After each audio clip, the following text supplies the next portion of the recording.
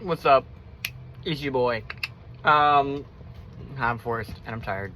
I keep seeing, I've had to make this video a few times now, but I feel as though it is necessary once again, and I've seen another example of this, and I want to talk about it. So, I've made the video before, you know, you're carrying morally, hopefully, not legally. And what I mean by that is, first, obviously, hopefully you're legally, you're morally carrying and all that. Hopefully you're not, what I mean by this is, hopefully you didn't just put that gun in your pocket because you're going to go do some crime. Okay? Hopefully you're carrying that gun so the crime is not done to you, right? And your loved ones, right? It's a moral discussion, not a legal one. You're not carrying it for moral reasons. You're carrying it for survival, and that is morally good versus I just threw it in. And this is why I have a problem with people who only wear their gun when they think it is necessary. If you are wearing a gun only when you think it's necessary, you are acting immorally. Hear me out. You are carrying that gun into a situation, you are putting yourself into a situation where you think you might do it, right? I understand in life there are things where you might need more protection than others. Sure. I might upgrade the gun I'm carrying in that situation. I'm not going to go from a status of not armed to armed because I want to go to a certain part of town. I'm not going to go to that certain part of town if I didn't feel safe already, right? Without a gun. I don't feel safe anywhere without a gun, knowing that everybody could do anything, and I'm not going to judge a certain part of town based on this, what could happen to me. What I will judge is I might be more likely to engage a different kind of threat in a certain part of town, certain wooded area, certain this, certain that, right? I might need body armor versus I might not for this, right? But the people who aren't carrying a gun constantly, it's called obligatory carry for a reason. You carry everywhere because you are obligated to, because you don't know what could go down anywhere. It's just crazy. But the reason I'm making this video today is, I just saw a video where a guy was like, "Oh man, you could." It's a great example. In his video, he was doing this. He's like, this is fine. You get pulled out, and of course, it was a 7.5-inch AR with a cookie cutter and no brace or anything on it, and no sights. He's like, this is fine. Little 20 round. I think he had like a Lancer PMAC. This is fine. Okay. This just extra. You get pulled out with this, they taking your gun. By this logic, and then he pulls out like a double titty, the double drum, and I'm sorry guys, all I have is a reliable good drum. They taking your gun for 10 years. It's the dumbest thing ever. Number one, by that logic, your ghetto blaster is what's going to get your gun took. The way it's set up, the way it's obviously meant to not be used to keep you safe, effectively.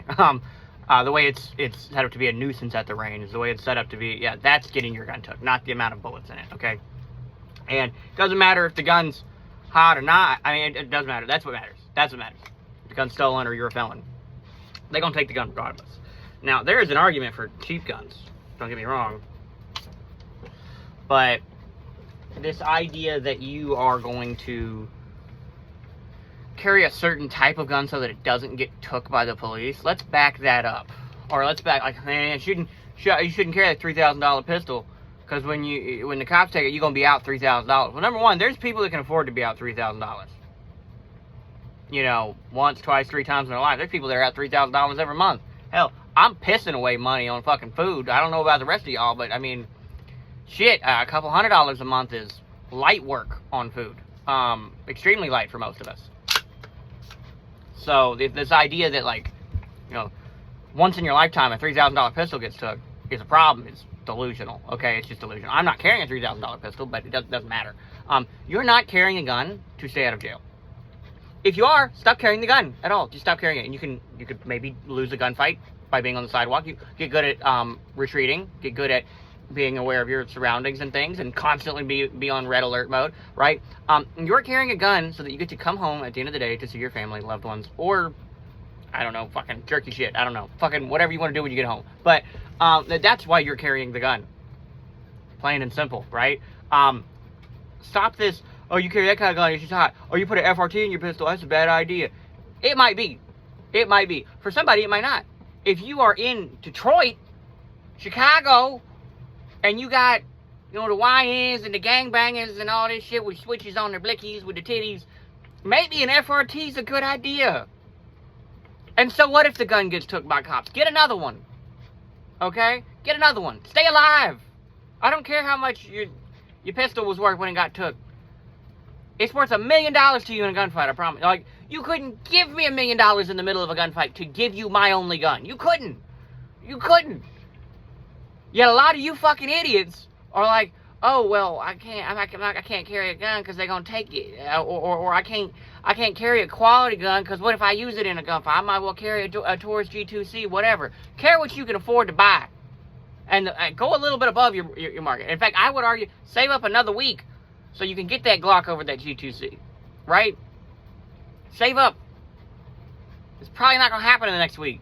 But you should have already had some. So it's like the G2C versus what capability a G2C gives you versus the capability you don't currently have versus the capability you might not live to have. You're probably going to live to have it another week. So, I mean, it's a decision you have to make. It depends. Are you in a neighborhood where it's like, I need a gun today. I got robbed earlier. I only have $250. I'm lucky to survive the robbery I just went through. I don't feel like getting robbed again because I'm an easy target now. Yeah, get the G2C.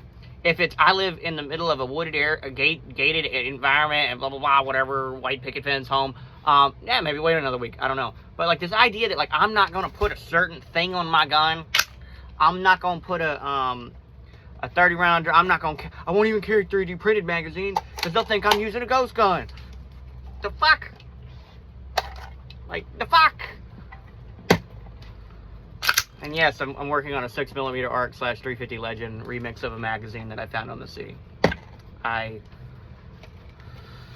promise you, I will not invest fully in a new niche caliber. I promise you. I'm not lying to you. But I do like exploring my options, okay? But let me tell you something. Stop listening to these people that are probably already felons, that are broke, that are, like, dealing drugs or engaging in crime activities, giving you gun advice. No. Like, if I become a felon and I start giving gun advice and it is less than sound, but I use my experience as what do they call it, as a shooter, no. I'm gonna give you this. If I get raided tomorrow selling FRTs, tomorrow, I got out in 3 years, 2 months, 6 days, 6 hours, whatever, and I go, yo, man, you don't need to be messing with them FRTs, man. They lock your ass up. How disingenuous would it be for everything I've done? How everything I've built, all this shit, how disingenuous would that be? That's some bullshit, okay? Put the FRT in the blicky. Carry that thing. I don't give a fuck. Maybe don't carry with around in the chamber. They ain't drop safe unless you have, like, one of Blake's that has a safety dingus on it. That thing's so nice. I don't even want to install it. It's jewelry at this point. But, seriously, guys, like, stop. I think this is going to go into my good advice at the end of the day. Laws are meant to the best of their ability, line up morally. The problem is we all have different morals. If you act moral, move moral, behave in a prudent way, still don't know what that word means. If you are a good person in your heart, you will be fine. Or you won't be if you don't know what a good person in your heart is and you out here and you really think you're a good person because you're robbing drug dealers, whatever. That problem will solve itself, okay? But if you are a good person, you don't have anything to worry about with the law. Even if you do go to jail for the rest of your life. It'll be inconvenient. It'll be the biggest inconvenience of your life. But you're not going to have a problem sleeping at night. Versus if you try to act legally, I have seen people get away with morally bad shootings that were completely legal. I can talk about the Kyle Rittenhouse case here. That in that instance, Kyle acted legally. It was proven in the court of law. Morally, I don't know if I can say that. You put yourself in a situation, and we can't pretend that he was there to do good. We can only pretend that he was there to get involved in something, okay? He may have had a right to get involved in that something, right? What ended up happening might have not been the worst thing ever. But 3 people would be alive. Well, I don't think they all died. I think one of them were pedophiles, so I don't really care about what happened to that guy. But let's stick on the subject here. And let's say they were just people that threatened him, right? Like, let's ignore the other issues, whatever. I'm glad pedophiles are dead. But I mean, the dude traveled across state lines to be involved in a situation that he had every right to be involved in, but people are dead. Because he wanted to do that. Did that need to happen? Did he stop any actual crimes from did he have a plan for how he was going to stop? No, not really. I mean, I think he put out some fires or something. Okay. Moral, immoral. Follow your heart, not the law book. I'm not telling you to break the law. I'm telling you to be a good person. That's going to be my advice for today. And people are going to disagree with me on the Kyle Rittenhouse thing. I've never changed my opinion on it. I believe that he had a right to do the things that he was doing. What he did was not murder. Murder is a legal definition. But what he did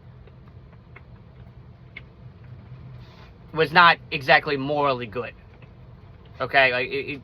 And he might be thinking about that for the rest of his life. He's his own man. He has to do that. And he is a grown man.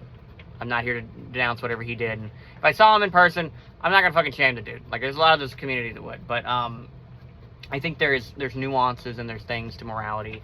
I'm sorry, there's nuances and things to laws.